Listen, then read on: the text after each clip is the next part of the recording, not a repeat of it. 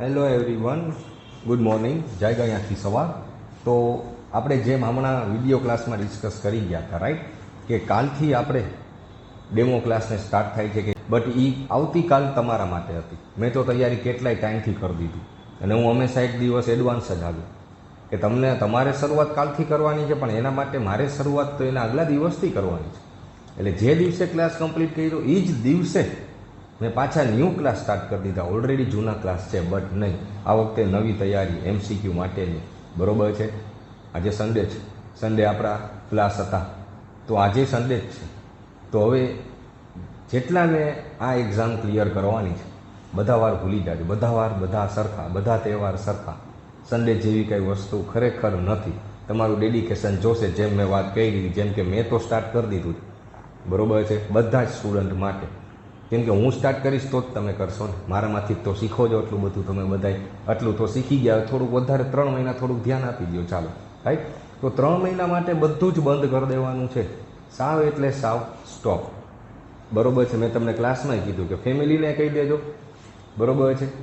કેમ કે આમાંથી ક્લાસમાં પાછા આપણે લાઈવ ક્લાસ રાખ્યો હતો ને, બરોબર છે, એમાં ઘણા બધા કનેક્ટેડ નહોતા.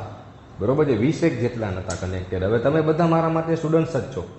ભલે સ્ટુડન્ટ્સ હવે શું છે, અમુકના મેરેજ થઈ ગયા, કેટલાના ઘરે તો છોકરાઓ પણ આવી ગયા છે, પણ તોય તમે મારા માટે તો સ્ટુડન્ટ્સ જ કહેવાશો ને. હવે તો હવે જરી ઘરે કહી દેજો. બરોબર છે. એકે પ્રસંગમાં ક્યાંય જવાનું નથી, હાજરી આપવા નથી. જેમ મેં પણ કહી દીધું છે કે 3 મહિના સુધી મને બોલાવતા નહીં, મારું કાંઈ કામકાજ રાખતા નહીં, મારી રાહ જોતા નહીં, જમવામાં નહીં, કાંઈ પ્રસંગમાં નહીં. તમારી જાતે લડી લેજો, જેટલું થાય એટલું કરી લેજો, અને જો ના થાય તો મૂકી દેજો. 3 મહિના પછી આપણે જોઈ લેશું. બરોબર છે. તો તમારે હવે આ રીતે જ આગળ વધવાનું છે, પૂરેપૂરું ડેડિકેશન. અને બીજું એક એ કીધું હતું કે તમને ઇમેજ મોકલી દીધી છે.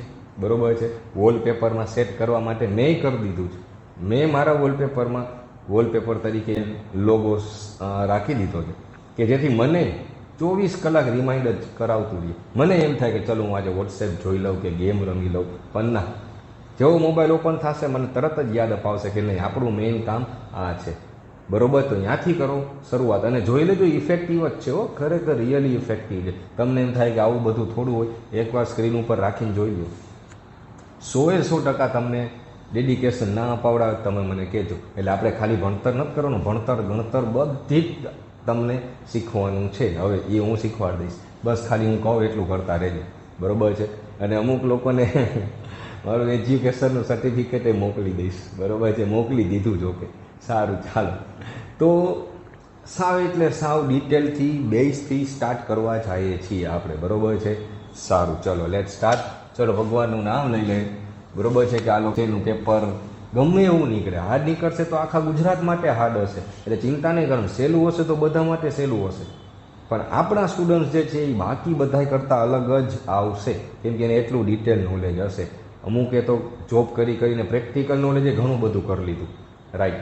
તો એમાં એ મારાથી આગળ હોઈ શકે. કેમ કે મને એમ કે વાયરિંગ કરો, તો એ મારાથી સારી રીતે વાયરિંગ કરી શકતા હશે, પણ હું અંદર ક્વેશ્ચન પૂછું એ એને ના આવડતો હોય, ઓબ્વિયસ વસ્તુ. તો આમાં તમારે હવે થિયરીની એક્ઝામ દેવાની છે. પ્રેક્ટિકલી સાઉન્ડેડ તમે સારામાં સારા હોઈ શકો છો, હશો. અને ઘણા બધા આન્સર મસ્ત મજાના આપતા હતા, મને મજા આવી. બસ મારે એને તમારું ખાલી જૂનું ઓલું યાદ જ અપાવડાવવાનું છે. તમે બધા વર્ક કરી જ ગયા હતા, રાઈટ. તમે સ્ટડી કર્યું જ છે એન્જિનિયરિંગ, તમને યાદ છે. તમે જેટલું વાંચેલું છે, જેટલું તમે કર્યા છો ને, બધું માઇન્ડમાં હોય ને હોય જ. માઇન્ડ આપણું બહુ પાવરફુલ છે. તો આપણે બધા ઇમેજિન નથી કર્યું, એનાથી એ પાવરફુલ છે. તમે તમારા બાળપણની યાદ હોય કેટલી બધી યાદ હશે જ. એ કાના ભૂલાની અંદર સ્ટોર થઈ ગયું. ખાલી એનો દરવાજો ઓપન કરવાની વાર છે, જે આપણે કરવાનું છે. બધુંય તમને યાદ આવી જશે. બરોબર છે. જો જેમ કે અહીંથી અત્યારથી જ સ્ટાર્ટ કરીએ છીએ. ચલો લેટ સ્ટાર્ટ. અને આની તમારે નોટબુક બનાવવાની છે. ઘણા બધાને મેં કીધું જ તે લાઈવ ક્લાસમાં કે આનું મટીરિયલ, નો મટીરિયલ એકદમ અલગ જ હું તમને કરાવીશ. મટીરિયલ મારી પાસે ઘણું બધું પડ્યું છે. અહીં તમે ક્લાસરૂમમાં એકવાર નજર મારશો તો આખો ક્લાસ મટીરિયલ બુક્સથી ભરેલો છે. પણ એ તમને આપી દો તો તમને હું સ્ટડી કરાવીશ. તમે ખાલી હા કરતા રહેશો, ઓકે સાચું આવું હોય, બસ. નહીં, એ ઇનફ નથી. તમે જાતે નોટ ડાઉન કરો, તમે વર્ક કરો, તમે તમારા હાથે લખો, પેન્સિલ સ્કેલનો ઉપયોગ કરો, neat and clean diagram draw કરો, સિમ્બોલ ડ્રો કરો, તો મસ્ત મજાનું આવડશે. અને તમે લખેલું તમને સૌથી વધારે યાદ રહ્યો. આ રિસર્ચ છે, ધ્યાન રાખજો. અને સાવ સાચું રિસર્ચ છે. બરોબર છે. કે જેટલા બધા જે છે ને એને પોતાના હેન્ડરાઇટિંગ વધારે ટાઈમ સુધી યાદ રાખી શકાય. તમને બુકનું ઓછું યાદ એટલે જ રહ્યું તમને સંખ્યા, કેમ કે પ્રિન્ટેડ બુક હતી, તમે એમાંથી ખાલી વાંચામાં જ કરી. એકવાર ખાલી લખી લીધું હોત ને તો યાદ રહી જાય. ટ્રાય કરો આજથી, ના યાદ રહે તમે મને કહેજો. એવું કેટલાય જે એવી ટેકનિક, એને જ ટેકનિક કહેવાય. આવા ફોર્મ્યુલા, આવી મેથડ જે છે જેટલાને ખબર નથી હોતી ની પાછળ રહી જાય, જેટલાને ખબર પડી ગઈ એ આગળ વયા જાય છે. બરોબર છે. તો હું તમને શીખવાડતો રહું છું, જો તમારામાં શીખવાની દાનત હોય તો.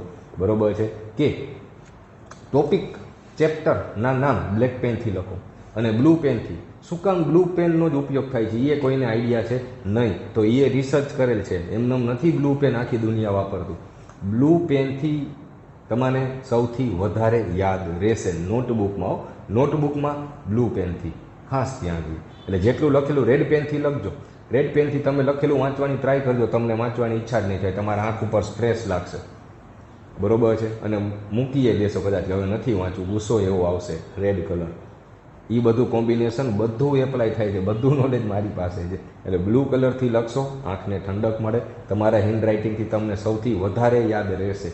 ટ્રાય કરી લેજો. જેટલું હું કહું એ એકવાર લખી લેજો, લાઈફ ટાઈમ યાદ રહી જશે, કોઈ દી ભૂલી નહીં શકો. આ મને તમે અડધી રાતે ગમે ત્યારે ઉઠાડીને નીંદરમાં પૂછી લો, તમે બધા જવાબ આપી દઈશ. શું કામે? આ લખી. એટલે લખેલું તમને વધારે યાદ રહેશે, પોતાના જ હેન્ડરાઇટિંગ. એટલે મટીરિયલ હું તમારી પાસે જ બનાવડાવીશ. હું તમને કહેતો જાઉં એટલું લખતા રહ્યું, અને ગમે તે એક્ઝામ આવે ને એમાંથી વાંચી લેજો. બધું તમને આવડતું હશે. બરોબર છે. ચલો, આજ માટે લિમિટેડ આટલું જ ભાષણ. પહેલો દિવસ હતો ને, થોડુંક જરૂરી હતું તમને આમ બુસ્ટઅપ કરવા માટે, ધક્કો મારવા માટે. પછી તો રોજ તો આપતો જ રહીશ, જોકે રોજ જરૂર પડશે જ તે. સારું, ચાલો તો આપણા મેન લીડિંગ એક્ટરથી સ્ટાર્ટ કરી દઈએ ને. મેન લીડમાં અહીંથી જ સ્ટાર્ટ કરવું પડશે ને. સાવ એટલે સાવ બેઝિક. મેં કીધું જ તું બરોબર બધાને, અને મેં તમને કીધું તું બેઝિક લેવલથી બિગિનર લેવલથી એક્સપર્ટ લેવલ સુધી મારે તમને લઈ જવા છે. બરોબર છે. બટ ડાયરેક્ટ હું તમને સીધી control theory, circuit, network start કરી દઉં તો આમાંથી અડધો ખડી જશે. બરોબર છે. કેમ કે લાઈવ ક્લાસમાં તમે બધા હતા, કીધું જ તું ઘણા બધાએ કે સાવ ઝીરોથી અમને યાદ કરવું છે. ઘણો ટાઈમ થઈ ગયો છે અમુકને, અમુક શીખા નથી, અમુકને શીખા તો એ ભૂલાઈ ગયું છે. તો સાવ એટલે સાવ બેઝથી ખાસ જરૂરી છે. બરોબર છે. ઓકે, સારું. અને અમુકને ઘણા બધાના આન્સર આવડતા હશે તો મે બી એના માટે એમ લાગે કે ઓ આવું બધું તો આવડે છે, બટ સાવ બેઝથી ખાસ જરૂરી છે. જોઈએ કેટલું આવડે છે. ચાલો, તો સૌથી પહેલું જ અહીંથી સ્ટાર્ટ કરીએ. આપણું મેઇન એલિમેન્ટ, રાઈટ? એલિમેન્ટથી સ્ટાર્ટ કરીએ. All this are passive element. Active element and passive element. Active એલિમેન્ટથી શરૂઆત કરીએ. એક્ટિવ એલિમેન્ટનો મતલબ શું? કે જે એનર્જી આપે, એટલે કે બધા જ સોર્સ, વોલ્ટેજ સોર્સ અને કરંટ સોર્સ. નેક્સ્ટ ટોપિકમાં સોર્સ વિશે સમજાવીશ. તો બધી જ જાતના source, battery, AC supply, voltage source, current source, જે એનર્જી આપે છે, સર્કિટમાં ડિલિવર કરે છે, ધેટ આર એક્ટિવ સોર્સ. અને પેસિવ સોર્સ અથવા તો પેસિવ એલિમેન્ટ કોને કહેવાય? કે જે એનર્જી એબ્સોર્બ કરે એટલે શોષી લે. બે લેંગ્વેજમાં હું સમજાવીશ, કેમ કે આમાં ગુજરાતીવાળા પણ ઘણા બધા છે, અને જ્યાં ખબર ના પડે અહીંયા મને બિંદાસ પૂછજો. તો આપણે અહીંયા પેસિવ એલિમેન્ટ્સથી સ્ટાર્ટ કર્યું. સૌથી પહેલાં સોર્સ વિશે આપણે કાલે જાશી. ઓકે, સો સૌથી પહેલાં પેસિવ એલિમેન્ટથી જ સ્ટાર્ટ કરીએ. કેમ કે ઇલેક્ટ્રિકલ છો તો ગમે તે સબ્જેક્ટ ઉપાડી દો, સેમ 1 to સેમ 8 સુધીમાં આના વગર એકે થિયરી બની નથી, એકે સર્કિટે બની નથી, રાઈટ? તો એ એકદમ ડિટેલ એના વિશે હોવું જોઈએ તમારી પાસે, પૂરેપૂરું નોલેજ. ચાલો જોઈએ. હવે રઝિસ્ટર એલિમેન્ટના નામ છે. અમુક રઝિસ્ટન્સ જ બોલે રાખે છે, તો એ ક્લિયર કરો. એલિમેન્ટનું નામ રઝિસ્ટર છે. 3 types of elements: resistor, inductor and capacitor. એટલે એલિમેન્ટને આ ટર કહેવાય હો ભાઈ, ઇન્ડક્ટર, કેપેસિટર, રઝિસ્ટર. ઓકે, હવે રઝિસ્ટર એનું નામ છે, પણ હવે રઝિસ્ટરની વેલ્યુ કેટલી? તમે દુકાને લેવા જાઓ શોપ ઉપર કે રઝિસ્ટર આપો, તો દુકાનવાળો પૂછશે કેવડો રઝિસ્ટર. હવે સમજ્યા? તો તમારે કહી શકાય 10 ઓહ્મ રેઝિસ્ટન્સ વાળો રઝિસ્ટર આપો. તમે લેવા રઝિસ્ટર ગયા છો, અને 10 ઓહ્મ જે છે એ એનો રઝિસ્ટન્સ છે, ધ્યાન રાખજો. ઓકે, સો રઝિસ્ટર, હાલો ને સિમ્બોલ એ ડ્રો કરતા જ જાય ને, ઝિગઝેગ લાઈન. અને હજી ભલે આટલા બધા કમ્પ્લીટ કરી ગયા. મેઇન રૂલ આવી રીતે છે કે આ જે એન્ડ થાય ને એ નીચેથી જ એન્ડ થવો જોઈએ. તમને હું ડિટેલનું તમને કહું ને, અહીંથી તમે સ્ટાર્ટ કર્યો ને રઝિસ્ટર, તો મન ફાવે ને બધાએ લખી નાખ્યું એમ નથી. જો આ નીચે જો મેં અહીંયા જ પૂરો કર્યો, આમ કરીને આમ પૂરું કરું ને તો એ ખોટું છે એકચ્યુઅલી. એવા તો ઘણા બધા રૂલ છે, એવા નાના નાના જે કોઈ દિવસ કોઈ ધ્યાને નથી આપ્યા. સારું, ચાલો. તો આર થી ડિનોટ કરી દે resistor. Inductor is a one type of coil, તો એ એક જાતની કોઇલ છે, બરોબર છે. આવી રીતે આપણે વાઇન્ડિંગ બતાવીએ છીએ અને ઓલમોસ્ટ ઇલેક્ટ્રિકલ બધાને ખબર જ છે એટલી તો, પણ એના અંદરના ઇક્વેશન આપણે સમજવા નીકળ્યા છીએ. એન્ડ કેપેસિટરનો સિમ્બોલ આવી રીતે છે, એટલે રેઝિસ્ટરનો રેઝિસ્ટન્સ છે, ઇન્ડક્ટરનો ઇન્ડક્ટન્સ છે, એન્ડ કેપેસિટરનો કેપેસિટન્સ છે, રાઈટ. ટુ પેરેલલ પ્લેટ્સ, બે પેરેલલ પ્લેટ છે અને વચ્ચે હોય છે ડાઇલેક્ટ્રિક મટીરિયલ. તો આરએલસી સુધી પહોંચ્યા ના, ઇટ્સ યુનિટ. સાવ બેસ. યસ રાઈટ, કરેક્ટ, આવડે જ છે. જો બધા બોલવા જ માંડ્યા. બેઝ તો આવી રીતે જ સ્ટાર્ટ થાય ને ભાઈ. અને આ થોડુંક વીક રહી જાય તો તમે ઘણા બધા વીક રહી જશે, એવું નથી થવા દેવાનું. ચાલો, unit is ohm and denoted by this sign. This sign, હાલો, આ સાઇનનું નામ પણ છે, બરોબર છે, એ છે ઓમેગા. યસ, એ સાઇનનું નામ છે પાછું ઓમેગા. ઓકે. ઇન્ડક્ટન્સ, ઇન્ડક્ટરનો ઇન્ડક્ટન્સ, આ એલ જે છે એની કિંમત બતાવે, એની વેલ્યુ બતાવે છે. તો ઇન્ડક્ટન્સ નો યુનિટ થોડા ઘણા શું છે યાદ આવવા મળશે ધીરે ધીરે. Henry denoted by h. And capacitance નો unit farad. Yes, you just simply write farad. Faraday તો ઓલા ભાઈ થઈ ગયા, ફેરાડે સ્લો. ચાલો, તો ફેરાડ, ખાલી ફેરાડ. ઓકે, ફેરાડે નહીં. ઓકે, તો ઓમ, હેનરી એન્ડ ફેરાડ. પછી રેઝિસ્ટન્સ જે છે ને એ જનરલી કિલો ઓહમમાં હોય. ઇન્ડક્ટન્સ જે છે એ મોસ્ટલી મિલી હેનરીમાં હોય, મિલી હેનરીમાં. એન્ડ કેપેસિટન્સ જે છે એ જનરલી માઇક્રો ફેરાડેમાં હોય. This is mu. મ્યુ એટલે કે માઇક્રો ફેરાડે. માઇક્રો ફેરાડેમાં કેપેસિટન્સ હોય, રાઈટ. તો આરએલસી થયું. પછી હવે એના ઇક્વેશન આપણે કરીએ તો અત્યારે સિમ્પલ, પેલા બેઝિક બધું તમને ક્લિયર કરાવી દો, થોડું યાદ અપાઈ દો, બ્રશઅપ કરી લઈએ આપણે, જૂનું રિવાઇઝ કરી લઈએ, જૂની યાદો આપણી તાજા કરી લઈએ, બરોબર છે. તો અહીંયા આપણે રેઝિસ્ટન્સ માટેનું જો મેઇન ઇક્વેશન હતું તો એ આરનું બનાવતા હતા. આર કે રેઝિસ્ટન્સ કેટલા ઓમ છે એ કઈ રીતે નક્કી થાય, તો આવું ઇક્વેશન હતું. નહીં, ઓમ્સ લો વાળું વી ઇક્વલ્સ ટુ આઈઆર, એ હજી પછી આવશે બધા ટોપિક આવશે. તમે ઓમ શાંતિ, સાવ શાંતિ રહો, એકેય ટોપિક બાકી નહીં રહે. પણ મેં જે સ્ટેપ બનાવેલા છે એ સ્ટેપથી તમે આગળ જાઓ. ડાયરેક્ટ 2-3 પગથિયા ચડવા જાશો, એકાદું સ્લીપ થશે, એવું ના કરો. હું તમને કહું છું, R equals to rho L by A. કેટલો રેઝિસ્ટન્સ છે કઈ રીતે નક્કી થાય, તો ઇક્વેશન આવું છે, R equals to rho L by A. આના વિશે એકદમ ડિટેલ ઉતરવાનું, હજી તો ખાલી સમજાવું છું. રેઝિસ્ટર વિશે તો અંદર ડિટેલ કેટલું સમજવાનું છે આપણે. આરટીસી યાદ આવી ગયું ને, ઓહ્મ્સ લો, પાવરનું ઇક્વેશન, બધું જ ડિટેલમાં. અત્યારે આ તો યાદ રાખો. પછી એલ, ઇન્ડક્ટન્સ હેનરી કઈ રીતે નક્કી થયું. L equals to N∅ by I. હવે આમાં હજી પાછું યાદ અપાવું ને, રો એટલે શું હતું? રો એટલે રેઝિસ્ટિવિટી. Yes, correct, resistivity. હાલો, ઈ તો યાદ રહી ગયો. એનો યુનિટ બોલો તો અડધા કરી જશે. હાલો, એ શીખીએ. એનો યુનિટ છે ઓહમ ઇન્ટુ મીટર. કઈ રીતે જોઈએ આગળ. અને કેપેસિટન્સ નું ઇક્વેશન છે. શું ઇક્વેશન છે? Epsilon A upon d. This is epsilon. Main sign તો જો કે આની આવી રીતે છે, એપ્સિલોન એ અપોન ડી. ચાલો, એટલી ખબર પડી. યસ, યાદ રાખી દો ને, એક જ મિનિટ. તો આ 3 ઇક્વેશન થઈ ગયા, યાદ રહી ગયા. હવે આ બધું શું બતાવે છે? રો એટલે રેઝિસ્ટિવિટી, બરોબર છે કે મટીરિયલ જે છે, રેઝિસ્ટન્સ વિશે તો બધાને આઈડિયા છે. Property of a material to oppose the flow of electric current. Resistance is defined as the property of a material to oppose the flow of electric current. Electric કરંટનો oppose કરશે, એટલે કે જેમ resistance વધારે એમ current ઓછો થાય, તો એ oppose કરે. પણ કેટલો અપોઝ કરશે, કેટલા ઓહ્મ બન્યો, all depends on this. Rho એટલે કે રેઝિસ્ટિવિટી, એલ એટલે કે length of the conductor, and A is cross sectional area.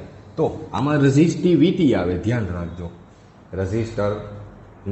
Resistivity.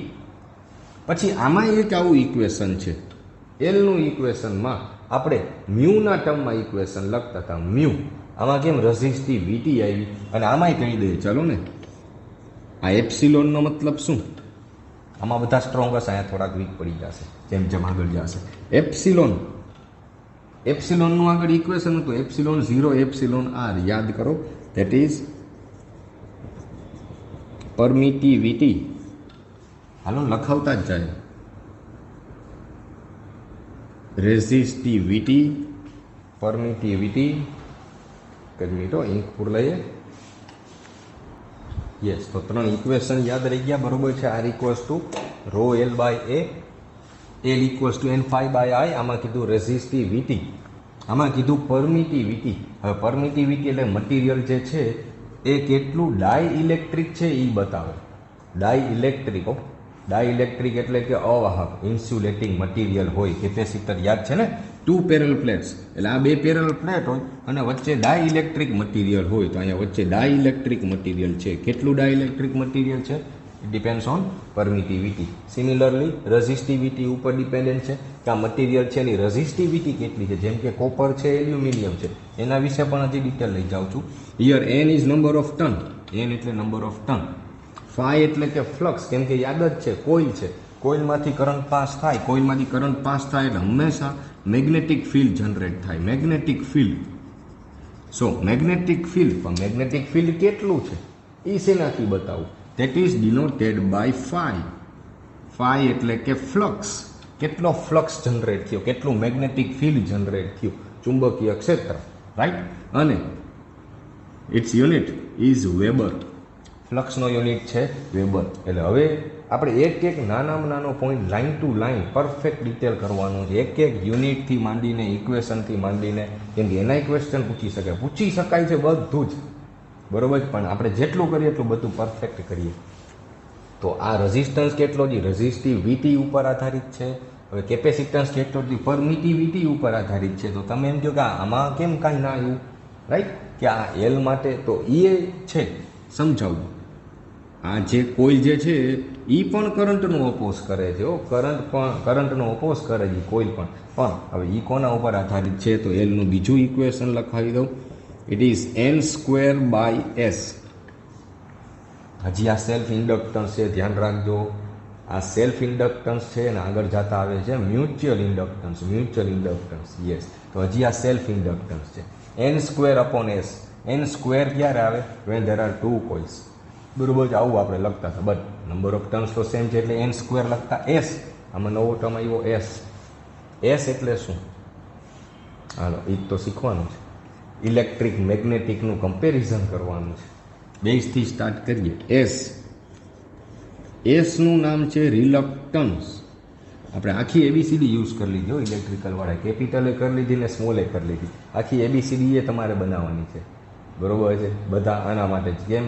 L તો કે ઇન્ડક્ટન્સ, સી તો કે કેપેસિટન્સ, આર એટલે રેઝિસ્ટન્સ. એમ એથી સ્ટાર્ટ કરો, છેક સુધી તમે પહોંચી જશો. એ એમ્પિયરથી, બી એટલે મેગ્નેટિક ફ્લક્સ ડેન્સિટી, બધાય આવી જશે ઝેડ સુધી. ઝેડ એટલે ઇમ્પિડન્સ. સારું, ચાલો. એલ એટલે n square upon s. s એટલે રિલક્ટન્સ. તો જેમ રેઝિસ્ટન્સ એ કરંટનો અપોઝ કરે છે, એમ આમાં અપોઝ કેટલો થાય છે? આમાં કરંટનો અપોઝ થાય, તો આમાં ફ્લક્સનો અપોઝ થાય. ફ્લક્સ, ચુંબકીય ક્ષેત્ર, મેગ્નેટિક ફિલ્ડ. તો મેગ્નેટિક ફિલ્ડનો કેટલો અપોઝ થાય? That is noted by reluctance. જેમ રિલક્ટન્સ વધારે એમ ફ્લક્સનો અપોઝ વધારે થાય. ધ્યાન રાખજો, ફ્લક્સનો અપોઝ વધારે થાય તો ફ્લક્સ પ્રોડ્યુસ ઓછું થશે. જેમ રિલક્ટન્સ વધારે હશે તો ફ્લક્સ ઓછું થાય. કેમ? આમાં છે જેમ રેઝિસ્ટન્સ વધારે એમ કરંટ ઓછો થાય. ચાલો ને અહીંયા લખતા જ જાય. જેમ રેઝિસ્ટન્સ વધારે, કરંટ ઓછો. Higher the value of resistance, lower the value of current. Similarly here, higher the value of reluctance, lower the value of flux. તો ફ્લક્સ ઓછો જનરેટ થાય. ઓકે, તો આમાં એસનું પાછું આગળ ઇક્વેશન હતું. ચલો સ્ક્રીન જોઈએ, બધાને કમ્પ્લીટ દેખાય છે? Yes, perfect. ચલો આખું બોર્ડ લઈ લઈએ. એસ એટલે રિલક્ટન્સ. એસનું ઇક્વેશન હતું. એસનું ઇક્વેશન અહીંયા લખાઈ દઉં, પછી અહીંયા મૂકીએ. એલ અપોન મ્યુ એ, મ્યુ જ લખીએ ખાલી. એના 2 પાર્ટ છે અંદર, મ્યુ 0, મ્યુ આર. સમજાવીશ બધા ચેપ્ટર એક ડિટેલમાં કરશે. એટલે આટલું યાદ રાખતા તો શીખો, ઇક્વેશન બનાવો. કેમ કે આમાંથી ક્વેશ્ચન પૂછાઈ જાય કે નંબર ઓફ ટર્ન્સ 1000 નંબર, આ કોઇલ છે, 1000 નંબર ઓફ ટર્ન્સ કોઇલ છે. જોજો, ધ્યાનથી સાંભળજો. 1000 નંબર ઓફ ટર્ન્સ છે એની એક કોઇલ. કરંટ પાસ થાય છે 5 ampere. Current passing through it is 5 ampere. then produced flux is 2 milliweber. Then find the value of inductance. તો ઇન્ડક્ટન્સની વેલ્યુ ફાઇન્ડ કરો. આમાંથી આગળ પાછળ પૂછી શકાય, ઇન્ડક્ટન્સ આપી દે, કરંટ પૂછી શકાય. સિમિલરલી આમાંથી આપી શકાય, રેઝિસ્ટિવિટી આપી દે, રેઝિસ્ટન્સ, પરમિટિવિટી આપી દે, કેપેસિટન્સ. એના માટેના ઇક્વેશન છે. બરોબર છે, ક્વેશ્ચન કરાવીશ હું તમને. ચાલો, તો એટલે ઇક્વેશન સાવ બેઝથી શીખશો તો આવડશે, કેમ કે આ કેટલું બધું આમાંથી પૂછી શકાય. N square upon S, N સ્ક્વેરને એઝ ઇટ ઇઝ રાખું છું અને એસની વેલ્યુ મૂકી દઉં છું, which is L upon mu A. 1 upon mu છે, ઉપર જવા દે. સમજાય છે ને? નહીતર ભલે રહ્યું એમને, no problem at all. L upon mu A. થોડીક તકલીફ પડશે, પહેલા દિવસે તકલીફ પડશે મગજને. કેમ ઓલા આટલા ટાઈમથી તમે કાંઈ એક્ટિવિટી ના કરી હોય ફિઝિકલને, સીધા તમે જીમમાં જાઓ અને એક્સરસાઇઝ કરો, બીજા દિવસે જે તકલીફ થાય એવી જ તકલીફ આમાં થશે. આજ મજા આવશે, તકલીફ કાલથી સ્ટાર્ટ થશે, પણ રેગ્યુલારિટી જોઈએ. ચાલો, તો આટલા ઇક્વેશન ત્યાં. એમાં મ્યુ છે, મ્યુ મીન્સ વોટ? આમાં કેમ resistivity, permittivity, then mu is ના યાદ આપી શકા, પરમિયાબિલિટી. આ એમ જ કે જે રજિસ્ટિવિટી, પરમિટિવિટી, પરમિયાબિલિટી, અને આપણે કરવી પડશે લીટીએ લીટી. એ ફાઇનલ છે, તો તમારા બધું થશે. એટલે જ આટલી બધી લીટી કરાવી દીધી તમને. રેઝિસ્ટિવિટી એટલે રેઝિસ્ટન્સ કેટલો છે એના માટે રેઝિસ્ટિવિટી, ઇન્ડક્ટન્સ કેટલો છે એ બધું ડિપેન્ડન્ટ છે પરમિયાબિલિટી, અને કેપેસિટન્સ જે છે એ પરમિટિવિટી. ધ્યાન રાખજો બધું.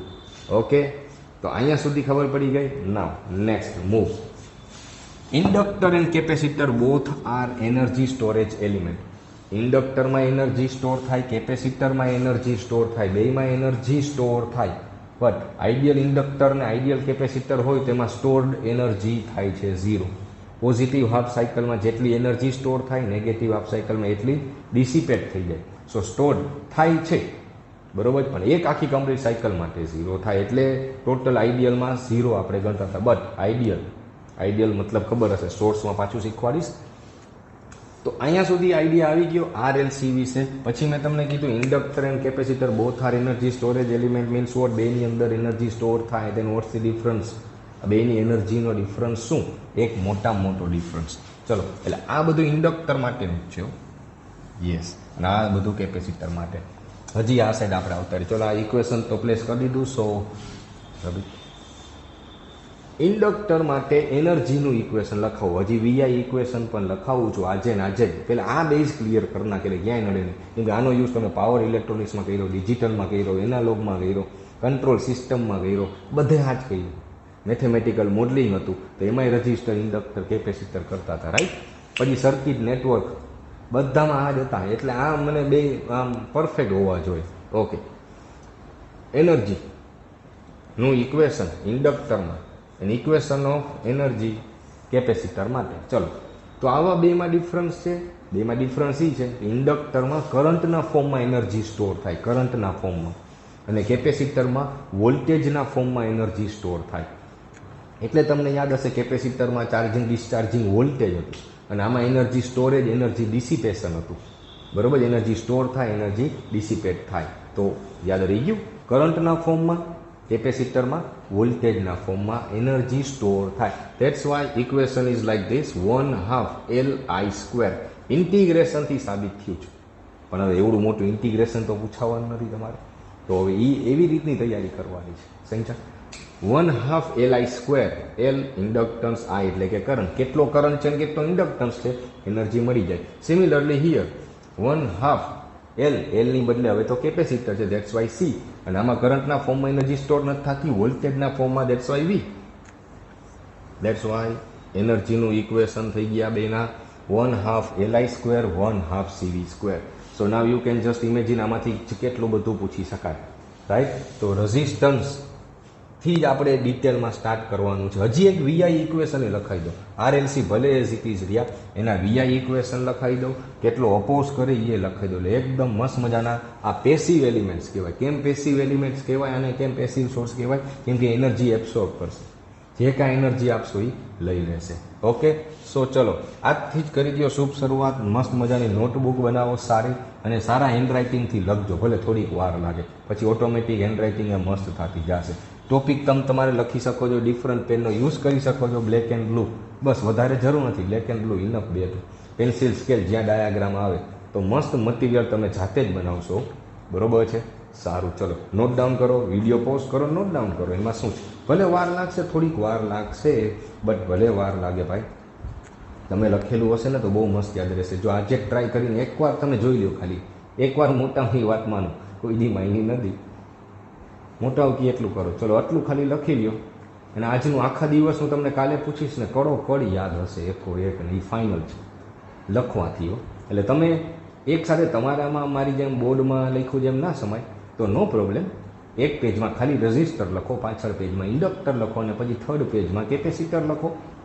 ઓકે, કરો વિડીયો પોઝ, હું કરી દઉં છું. ચાલો થોડુંક ઝૂમિંગ કરી દઈએ, તમને લખાય સરખી રીતે એના માટે.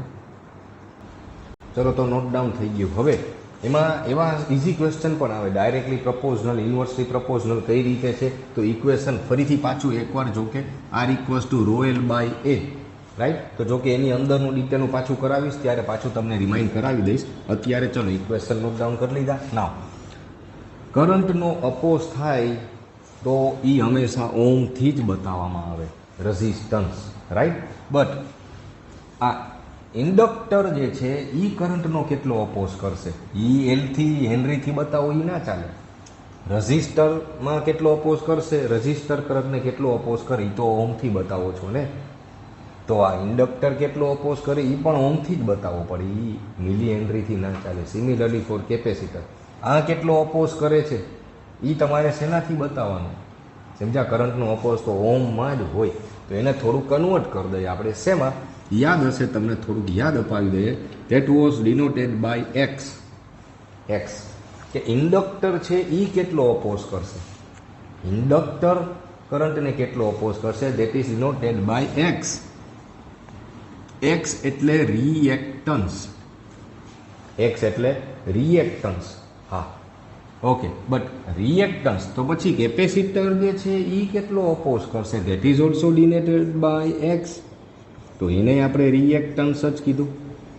જો આ બધા ટર્મ્સ વન્સ બધા આવે, જરીક ભૂલાઈ ગયા હશે, યાદ કરવા માંડજો. રેઝિસ્ટન્સ, રિએક્ટન્સ, કેપેસિટન્સ, ઓકે, બધું આમ ભેગું ના થઈ જાય. ઓકે, તો આ બેમાં કંઈ ડિફરન્સ ખબર ના પડે. ધેટ્સ વાય ઇન્ડક્ટર છે તો એલ કરી દીધો, કેપેસિટન્સ છે તો સી કરી દીધો. That's why it is defined as or inductive reactance. આને કહેવાય ઇન્ડક્ટિવ રિએક્ટન્સ. એલ એટલે કે ઇન્ડક્ટિવ અને એક્સ એટલે કે રિએક્ટન્સ. એક્સી, સી એટલે કે capacitive, and X for reactance. હવે આ બની ગયું inductive reactance, inductive reactance and capacitive reactance. Okay, ઇલેક્ટ્રોનિક્સમાં ઓલમોસ્ટ બધા આનો જ યુઝ કર્યો. ફિલ્ટર તમે જવાબે આપ્યો તો ઘણા બધા, રેક્ટિફાયર પછી ફિલ્ટર, પણ ફિલ્ટર બનાવવા માટે તો આનો જ યુઝ કર્યો. તો ફિલ્ટર આનાથી શું કામ બન્યું, શું કરે છે આ બધું, આમાં જવાબે આપ્યો પલ્સેટિંગ ને પ્યોર. પણ કઈ રીતે બધું ડિટેલ કરીએ તો આટલું બધું બેઝિક પરફેક્ટ જોશે તો જ તમને આવડશે. અને કડો થઈ જવું જોઈએ. એકવાર કોક પૂછે એક્સેલ તો તરત યાદ આવી જવું જોઈએ, બસ. ચલો, એક્સેલ એટલે ઇન્ડક્ટિવ રિએક્ટન્સ, કેપેસિટિવ રિએક્ટન્સ, અને એનું ફોર્મ્યુલા જોઈએ, યાદ આવી જ ગયું બધાને. 2πfl. 2πfl, f ખબર જ છે બધાને, frequency. Okay, and the definition of frequency, number of cycles completed in 1 second. એક સેકન્ડમાં જેટલી સાયકલ કમ્પ્લીટ થાય. Here frequency is 50 hertz, you all aware of it. Frequency 50 hertz means what, 50 number of cycles are completed in just 1 second. બરોબર છે, એટલે 50 cycles complete થઈ છે. આ ખાલી આવી રીતે રાઈટ. પછી તો ફ્રીક્વન્સી મેગા હર્ટ્ઝમાં છે આપણે, right, radio station. So 2πfl and XC યાદ આવી ગયું, correct, very good.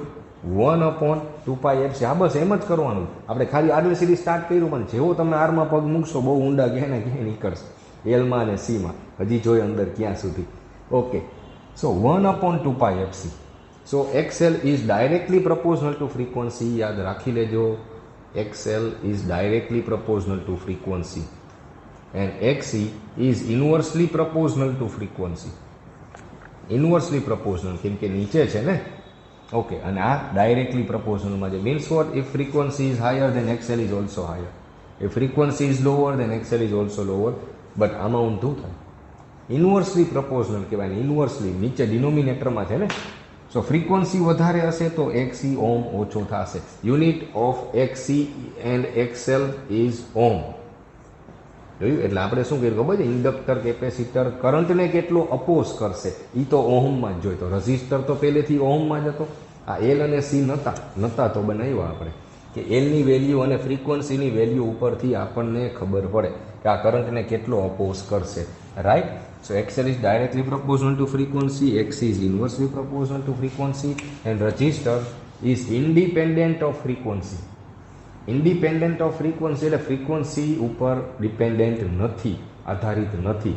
Frequency increase થાય કે ડિક્રીઝ થાય કે જે થવું હોય થાય, રેઝિસ્ટન્સ ઓલવેઝ રિમેન્સ કોન્સ્ટન્ટ. એટલે જ્યારે ડીસી સર્કિટની વાત આવે ત્યારે આપણે RL તને કનેક્ટ તો થાય જ છે RLC ડીસીમાં, RLC. બટ જ્યારે ડીસી સપ્લાય હોય ત્યારે આપણે કોઈ દિવસ XL ને XCનો વર્ડ યુઝ નથી કર્યો ડીસી સપ્લાયમાં. કેમ કે ડીસી સપ્લાયમાં ફ્રીક્વન્સી 0 હોય, એટલે કે હોય જ નહીં એમ. તો ડીસીની ફ્રીક્વન્સી 0 હોય તો ફ્રીક્વન્સી 0 મૂકી દો અહીંયા 0, તો XL એ 0. એટલે કે ડીસી સર્કિટમાં ઇન્ડક્ટિવ રિએક્ટન્સ 0 હોય, જ્યારે કેપેસિટિવ રિએક્ટન્સ ઇન્ફાઇનાઇટ હોય 1/0. ફ્રીક્વન્સી 0 છે ને, 0 નીચે મૂકો, 1/0 ધેટ ઇઝ ઇન્ફાઇનાઇટ. હવે સેન્જા એટલે લખાવું જ, સેન્જા શું લખવાથી જ તો આવડશે. ડીસીમાં ફ્રીક્વન્સી 0. હવે ફ્રીક્વન્સી 0 છે તો XL એ 0 થયો. XL 0 એનો મતલબ કે અવરોધ જ 0 થઈ ગયો. અવરોધ 0, કાંઈ અપોઝ જ નથી થતો. Means what? DC easily pass થઈ જાય. ઇન્ડક્ટરમાંથી ડીસી ઇઝીલી પાસ થઈ જાય. હાલો એ લખાવી દો. એન્ડ એસીને બ્લોક કરી દઈએ, કેમ કે એની ફ્રીક્વન્સી હાયર હોય. Higher the frequency, higher the XL, એને અપોઝ કરશે. આ થિયરીનો યુઝ આપણે કર્યો ફિલ્ટરમાં, રેક્ટિફાયર પછી ફિલ્ટર બનાવવા માટે.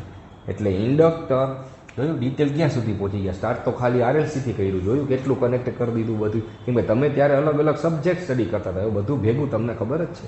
ઓકે, સો ઇન્ડક્ટર જે છે એ ડીસીને ઇઝીલી પાસ થવા દે જ્યારે એસીને બ્લોક કરી દઈએ. અને આમાં ઊંધું થાય. ફ્રીક્વન્સી 0 છે ને ડીસી માટે, તો ફ્રીક્વન્સી 0 હોય તો XC તો ઇન્ફાઇનાઇટ થઈ જાય છે. 1/0 is infinite. Means what? Infinite oppose. અતિશય અવરોધ કરે, અતિશય અપોઝ કરે કરંટને. એનો મતલબ કરંટને ફ્લો જ ના થવા દે. ક્યાં કરંટને? ડીસીને. તો એનો મતલબ કે આ ડીસીને બ્લોક કરી દે. ફિલ્ટર સર્કિટ માટેની ઇમ્પોર્ટન્ટ પોઈન્ટ, જ્યારે એસીને ઇઝીલી પાસ થવા દે. હવે સમજી ગયા? એટલે આવી રીતે થિયરી છે કે કેપેસિટર જે છે એ ડીસીને બ્લોક કરી દે અને એસીને પાસ થવા દે. ચાલો ડન.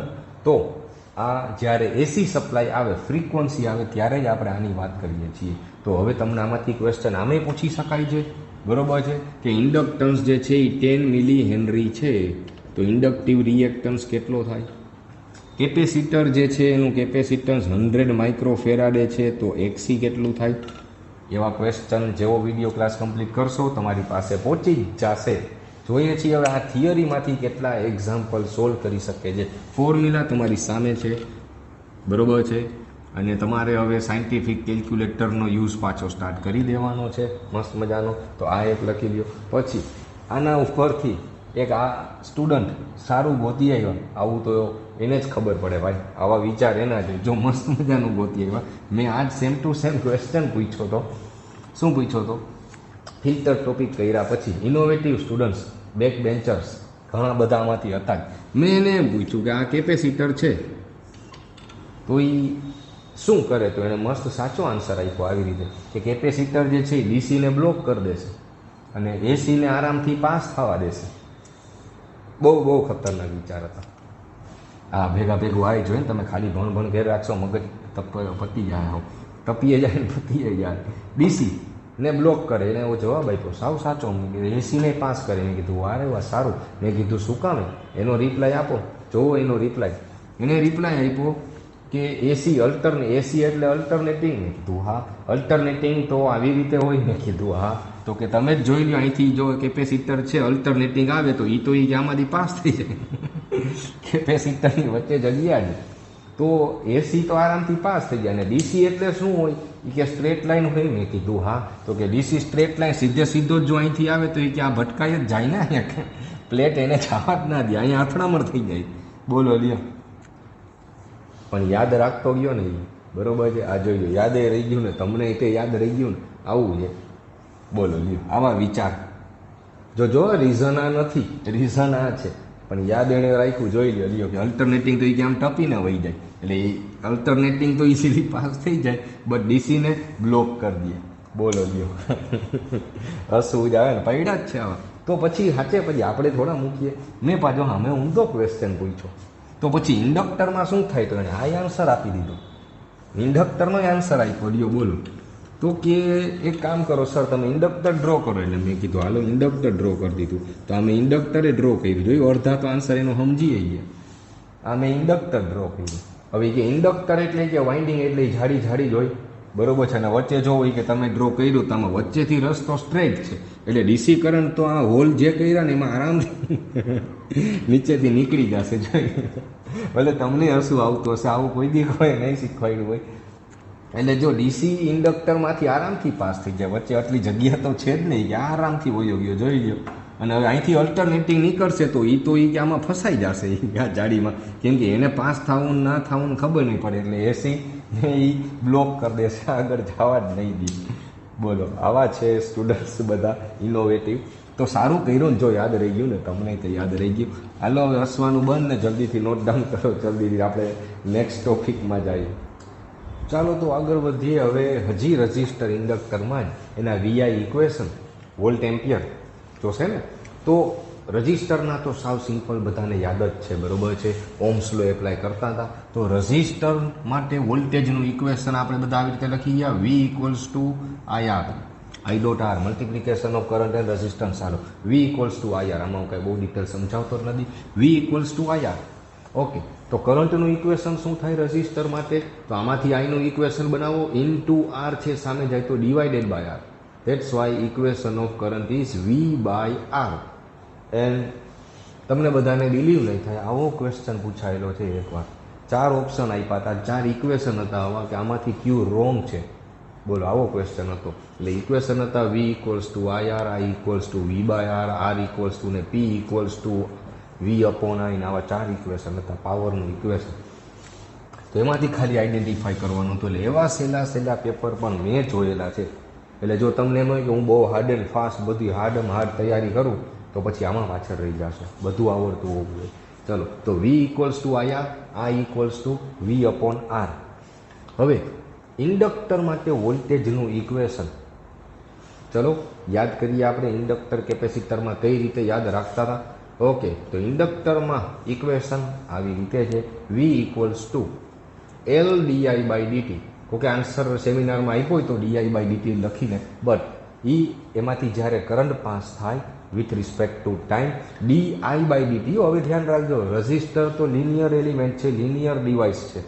હવે સમજાય તેનું ઇક્વેશન એ જો લિનિયર છે, જ્યારે આનું ઇક્વેશન ડિફરન્શિયલ છે. આ ડિફરન્શિયલ ઇક્વેશનમાં આવે. પછી આપણે આનું સર્કિટ નેટવર્કમાં કંટ્રોલ થિયરીમાંનું લાપ્લાસ કરતા હતા, એ શીખવાડીશું. Okay, Laplace, Fourier, first order, higher order, second order, partial differential બધું શીખવાડી દઈશું તમને, બરોબર છે. તમને બધોય ટોપિક કહેતો રહીશ, તમે ખાલી મને કહી દેતા જાજો, બધા જ ટોપિક તમારા સુધી પહોંચી જશે. ચલો, V equals to L DI by DT, ઇન્ડક્ટરના વોલ્ટેજનું ઇક્વેશન. આ તો બધાને આવડતું હતું, અહીંથી અમુક ગોટાળે ચડી જાય છે, બધા મિક્સઅપ થઈ જાય છે, કેમ કે આમાં ઘણા બધા ઇક્વેશન આવી જાય, એ ક્લિયર કરાવું. V equals to L DI by DT, L DI by DT, differential of current, અથવા તો આને કહેવાય છે rate of change of current with respect to time. Rate of change of current with respect to time. કરંટમાં કેટલો ફેરફાર થાય છે, ચેન્જ થાય છે વિથ રિસ્પેક્ટ ટુ ટાઈમ. તો ઇક્વેશન આ જ યાદ રખાય. આમાંથી કરંટનું બનાવી લેવાય. મેં એમ જ કહ્યું, મને કરંટનું ઇક્વેશન યાદ નથી, પણ હું આમાંથી હમણાં બનાવી લઉં, જો કઈ રીતે યાદ જ છે. તો ખાલી તમને કહેવામાં ડીઆઈ, આમાંથી આઈનું ઇક્વેશન એક કામ કરો, ચલો ડીઆઈ બનાવો. આમાંથી ડીઆઈને સબ્જેક્ટ બનાવો, સૂત્રનો કરતા બનાવો. તો ડીઆઈ બને તો કઈ રીતે આવડે છે ને, ઇન્ટુ એલ છે સામે જાય તો 1 અપોન એલ થાય. તો જો ડીઆઈ વી તો હતો જ, ઇન્ટુ એલ જે સામે જાય તો 1 અપોન એલ થાય, અને ડિવાઇડેડ બાય ડીટી જે સામે જાય તો મલ્ટીપ્લાય ડીટી થઈ જાય. તો બની ગયું ઇક્વેશન. પણ આ ઇક્વેશન ડીઆઈનું આવ્યું, ડીઆઈ. આપણે ડીઆઈ નહીં, ખાલી આઈ જોઈ છે, તો યાદ હશે એનું બે સાઈડ ઇન્ટિગ્રેશન કરવાનું, integrating both of the sides. યાદ આવ્યું? એટલે કરંટનું ડિફરન્શિયલ કરો તો ડીઆઈ થાય, કરંટનું ડિફરન્શિયલ કરો તો ડીઆઈ થાય, જ્યારે ડીઆઈનું ઇન્ટિગ્રેશન કરો તો આઈ થાય ને પાછું. ઓકે, કેમ કે 1નું આઈ થાય, મેઇન રીઝન એ છે. તો આનું આન્સર આવી ગયું, આનું ડીઆઈનું ઇન્ટિગ્રેશન આન્સર આવ્યો આઈ. 1/L તો કોન્સ્ટન્ટ કોમન ઇન્ટિગ્રેશનમાં, અને અંદર વધ્યું ઇન્ટિગ્રેશન વીડીટી.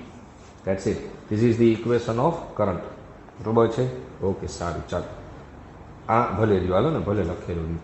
તો આમાંથી આઈનું ઇક્વેશન બનાવીએ. ઇન્ટુ એલ જે સામે એલ, એટલે 1/L integration V DT. That's it. આ ઇન્સ્ટન્ટેનિયસ વોલ્ટેજ, ઇન્સ્ટન્ટેનિયસ કરંટ છે. ઇન્સ્ટન્ટેનિયસ એટલે with respect to time change થતો હોઈએ. બરોબર છે? સારું, ચાલો. ઓકે, તો આમાં જુઓ ને, એક જ ઇક્વેશન આપણે યાદ રાખ્યું, V = L/di/dt, એમાંથી કરંટ બનાવી દીધો. સિમિલરલી કેપેસિટર માટે કરંટનું ઇક્વેશન લખાય, કેમ કે એમાં ડિફરન્શિયલ ઇક્વેશન આવે. કેપેસિટરમાં કરંટનું ઇક્વેશન છે C/dv/dt. C/dv/dt, અને ઓમે તમને આઈડિયા હોવો જોઈએ, કેટલા મિક્સઅપ કરી દેજે. આ સાઈડ વોલ્ટેજ હોય તો સામે કરંટ જ હોવો જોઈએ, અહીંયા કરંટ હોય તો અહીંયા વોલ્ટેજ હોવો જોઈએ. વોલ્ટેજનું ઇક્વેશન કરંટના ફોર્મમાં, કરંટનું ઇક્વેશન વોલ્ટેજના ફોર્મમાં, એમ જ. આ ઊંધા ચત્તું ના થઈ ગયા, ધ્યાન રાખજો. I = C/dv/dt. ઇક્વેશન આ યાદ રખાય. બરોબર છે? ચાર્જિંગ કરંટનું ઇક્વેશન, જેના જ ઉપરથી ચાર્જિંગ વોલ્ટેજ, કેપેસિટરના વોલ્ટેજનું ઇક્વેશન. તો આમાંથી V બનાવી દો, આમાંથી V બનાવી દો. હમણાં મેં તમને ઉપર શીખવાય ડિફરન્શિયલ વાળા યાદ રખાય ને આ બે બનાવી લેવા. ચલો, તો આમાંથી વોલ્ટેજનું ઇક્વેશન બનાવો, બધાને આવડી જવું જોઈએ. હવે તો તમે કેટલા કેપેબલ છો યાર. ઇન્ટુ સી જે સામે જાય તો ડિવાઇડેડ/C, તો 1/C આઈ થઈ ગયું. ડીટી છે સામે જાય, એટલે આ ઇક્વેશન તો બેનું કહેવાય ડીવીનું, પણ આપણે તો યાદ વોલ્ટેજ જોઈએ, તો બે સાઈડ ઇન્ટિગ્રેશન કરો તો ડીવીનું થઈ ગયું V, અને અહીંયા ઇન્ટિગ્રેશન કરો તો 1/C કોન્સ્ટન્ટ તો બહાર, I as it is. Okay, તો આમાંથી ઇક્વેશન બને છે ડીવીનું ઇક્વેશન. ફરીથી ઇન્ટુ સી છે સામે જાય તો divided and integration of I DT. લ્યો, તો આવું ઇક્વેશન તમારું હતું. પછી ઓપન સર્કિટ, શોર્ટ સર્કિટ ને બધું જોઈ લઈએ, રાઈટ? ચલો, કરો નોટ ડાઉન. આ ઇક્વેશન પણ લખતા જ જાઓ, ઘણું બધું લખાવીશું તમારી પાસેથી. આખો ઇલેક્ટ્રિકલનો ગ્રંથ લખાવી લઈશ, એ ફાઇનલ છે. કેમ ગણપતિજીએ આખો ગ્રંથ લખ્યો હતો? કયો ગ્રંથ લખ્યો હતો જરાક ચેક કરીને કહેજો તો મને. એટલે કે એક ઋષિએ ગણપતિજી પાસે લખાવડાવ્યું હતું એમ. પછી એક નાનો પોઈન્ટ આ લખાવી જ દઉં ને, ઘણી બધી વાર, એટલે કે આજે જ તમારે એક્ઝામ્પલ સોલ્વ કરવા માટે જોશે, કેટલાય પછી ફાફા મારશે. આવું આપણે યાદ રાખતા હતા. કિલો યાદ જ છે, kilo denoted by K 10⁻³ kilo એટલે 10⁻³ કિલો. પછી ઉપર લખતા હતા mega denoted by capital M એટલે કે 10⁻⁶. બરોબર છે? મેગા. આપણે રિંગટોન ડાઉનલોડ કરીએ KB કિલો, સોંગ ડાઉનલોડ કરીએ મેગાબાઇટ MB, હા, આખું મૂવી ડાઉનલોડ કરી લઈએ ગીગાબાઇટ, આપણી memory card. Okay, so that is giga 10⁻⁹. અને એના પછી આવે છે ટેરા 10⁻12, કેમ કે હવે તો TBમાં હાર્ડ ડિસ્ક આવવા માંડી એટલે બધાને અવેર જ થઈ ગયા. બટ આ ક્વેશ્ચન સોલ્વ કરવા માટે પ્રોબ્લેમ પડે ને. પછી નીચે આવીએ આપણે. જો કે આજે તમને ક્વેશ્ચન જોજો, તમને આઈડિયા આવી જશે કેટલા હજી તમે કરો છો મિસ્ટેક. ચલો, કિલો મેગા ગીગા. નીચે આવીએ તો વેલ્યુ નાની થતી જાય. શું લખતા હતા આપણે? મિલી, સ્મોલ m એટલે કે 10⁻³ મિલી. મિલી પછી નીચે આવે માઇક્રો એટલે કે મ્યુ 10⁻⁻6 મિલી. ઇન્ડક્ટર માટે ઇન્ડક્ટર મિલી હેનરીમાં હોય, કેપેસિટર માઇક્રોમાં હોય, અને રેઝિસ્ટન્સ જે છે એ કિલોમાં હશે. માઇક્રો પછી હજી નીચે આવે છે, બટ આપણે હજી તો જરૂર પડી નથી ભાઈ. નેનો n 10⁻⁻⁹, પણ આપણે તો આટલા જ જોઈ છે ને ઇલેક્ટ્રિકલમાં, રાઈટ? તો આના ઉપરથી હું તમને કેટલાય ક્વેશ્ચન પૂછી દઉં, જોઈએ કેટલાના આન્સર આવે છે. 100 micro ohm = how much kilo ohm?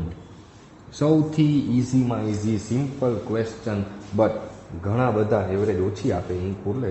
ઘણા બધા આમાં જ ફેલ થઈ જાય. જોઈને લખો, જોઈને મને આન્સર આપો.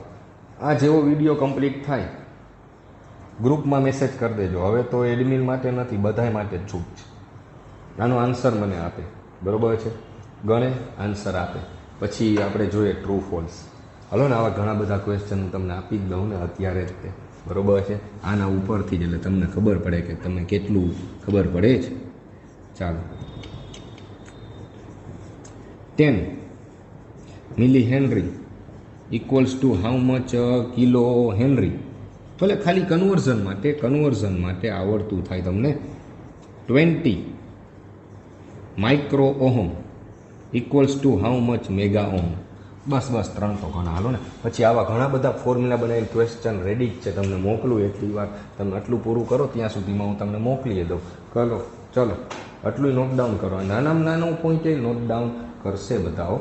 ચલો ઓકે, નથી દેખાતું, હાલો આવી ગયું બસ. ચાલો, તો રેઝિસ્ટન્સને હવે એકદમ ડિટેલમાં શીખી લઈએ આપણે. તો ચાલો અહીંથી આપણે સ્ટાર્ટ કરીએ. Resistance first. ચાલો, તો રેઝિસ્ટર માટે આપણે કીધું રેઝિસ્ટન્સ, એનું આપણે ઇક્વેશન લખી ગયા, R equals to rho L by A. So factors affecting the resistance, સાવ બેઝથી મેં તમને કીધું ને, સાવ એટલે સાવ બિગિનરથી એક્સપર્ટ લેવલ. ચાલો, આવું પૂછાયેલું જ બોલો. ફેક્ટર્સ અફેક્ટિંગ ધી રેઝિસ્ટન્સ એટલે રેઝિસ્ટન્સ અપડાઉન થશે, એના ઉપર કયા ફેક્ટર ડિપેન્ડન્ટ છે. ચલો, તો રેઝિસ્ટન્સ કોના ઉપર ડિપેન્ડન્ટ છે? તો ફર્સ્ટ ટર્મ જ આવે છે લેન્થ.